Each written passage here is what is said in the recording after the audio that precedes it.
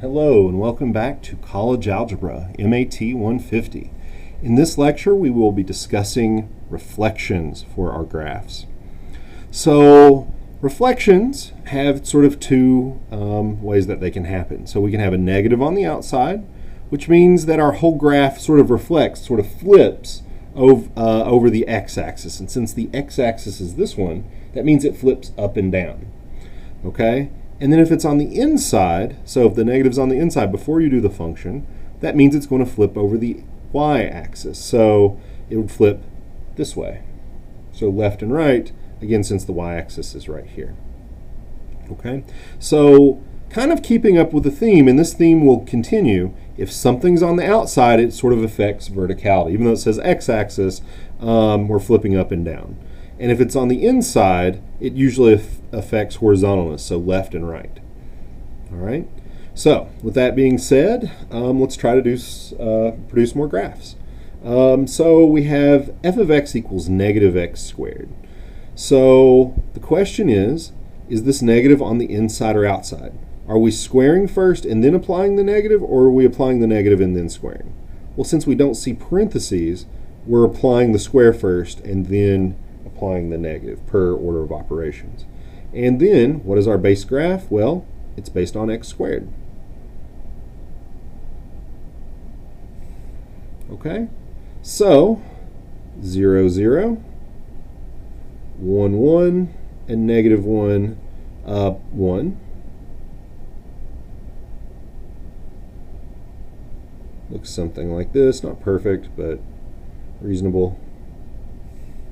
All right, and what are we doing? We're taking the negative, we have a negative on the outside, so that means that it's going to reflect over the x-axis.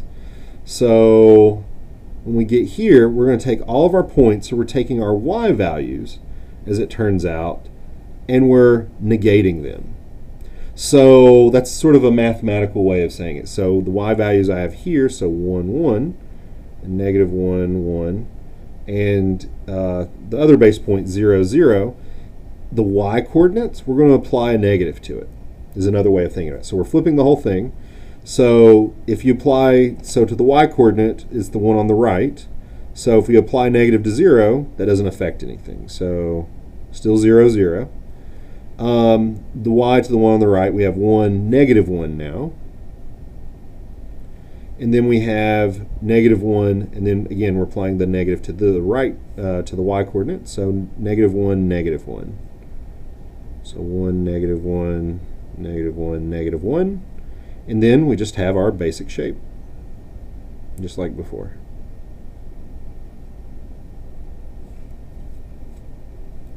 And this is the graph of f. And what is the domain of f? Or rather the range of f.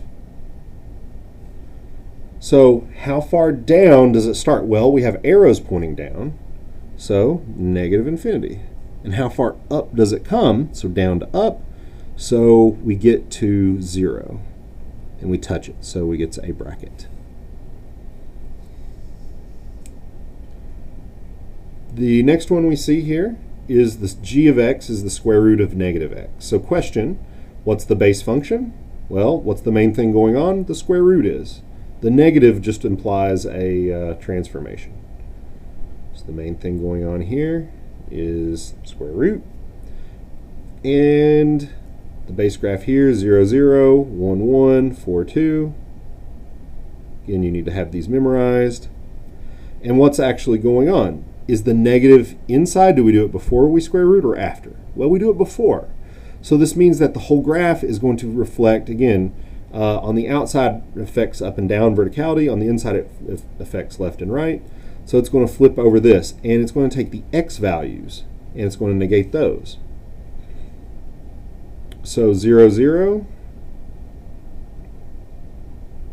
1, 1, 4, 2. And if we negate 0, that's still 0, 0. So basically, whenever you have something 0, the reflection doesn't really affect it, nor does something else we're going to talk about called stretches.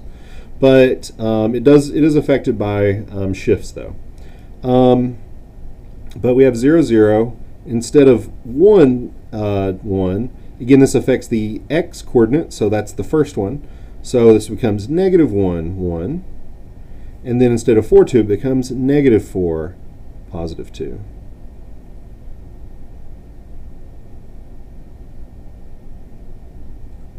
And it just flips the other way. And this is the graph of G. And what is the range of G? How far down does it start? Well, it starts at 0. How far up does it go? It goes up to infinity. All right, we have one more to sort of look at. This is an interesting one. So first off, for h of x, it is defined as the absolute value of negative x. So first off, what type of graph is h of x? Well, it's what is the base function here? Well, the base function is the absolute value of x. So what's that? It's a v.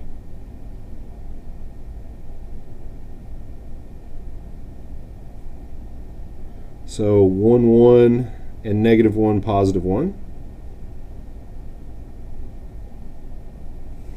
All right. But then what's interesting?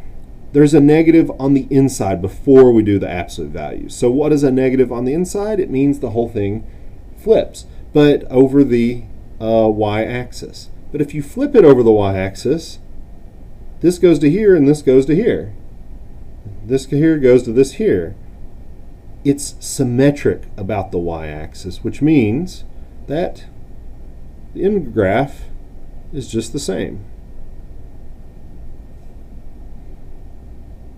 as the base graph. And depending on what you do, what type of function, if it's symmetric about the y, and you try to reflect it over the y-axis, well, you're just going to get the same thing. So this is, in fact, the base graph is, in fact, the graph of h of x. And what is the range of h? Well, how far down does it start? 0, and it goes up to infinity, because we have those arrows pointing up. That concludes this lecture.